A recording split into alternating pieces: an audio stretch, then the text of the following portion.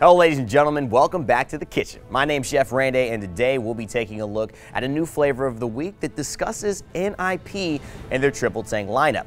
It hasn't been creating the most delicious of dishes thus far, giving them a loss last weekend and putting them in contention with everyone else.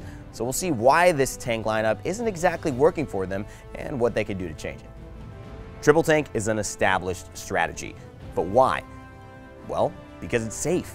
People like playing tanks because they have a lot of health, they do decent damage, and make sure that if you make a mistake, you have more time to recover and get healed up because you have more defensive opportunities, more utility, and a bigger health pool to be healed. The problem with triple tank is it has a bunch of glaring weaknesses that no one was willing to expose.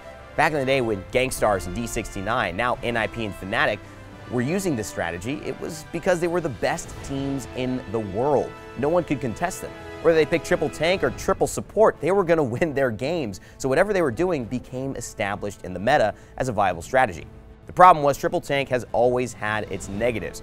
One of them being that your superstars can't shine. When you put Lazy on Fernando, when you put Stolzy on Barrick, you lose the opportunity for someone who's a game changer when they have the ball in their hands and can dribble down the court, to somebody who's a support player at best, who could fill in with the team and hopefully not stick out in a negative way. It's hard for Fernando to 1v5 opponents, whereas Lazy on a Bomb King or Lazy on an Eevee could absolutely do that. A real reason that people like triple tank as well is because it lessens your downsides.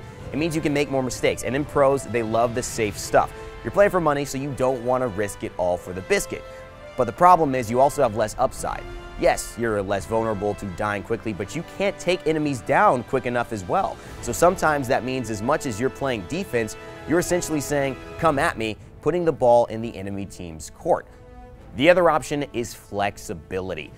Tanks can only do so much. They are all in the same frontline role. And despite Inara and Ruckus being wildly different, they're still tanks. There's just not much they could do to keep up with Androxus or Maeve now that they've come back into the meta in terms of mobility.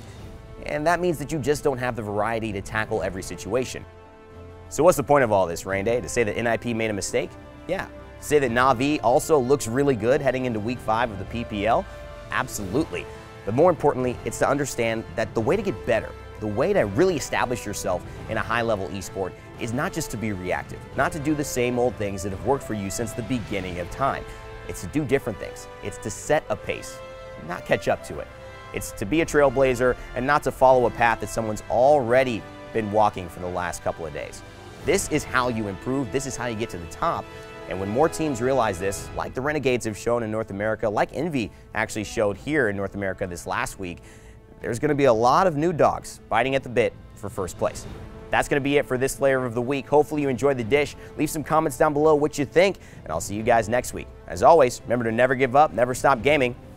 We'll see you in the realm. Thanks for watching. Want some more Paladins esports? Head over to facebook.com/PaladinsGame and make sure to subscribe to our Paladins Premier League and Paladins Global Series show pages. You'll get notifications sent directly to you, including new shows, VODs of the games, and other exclusive content.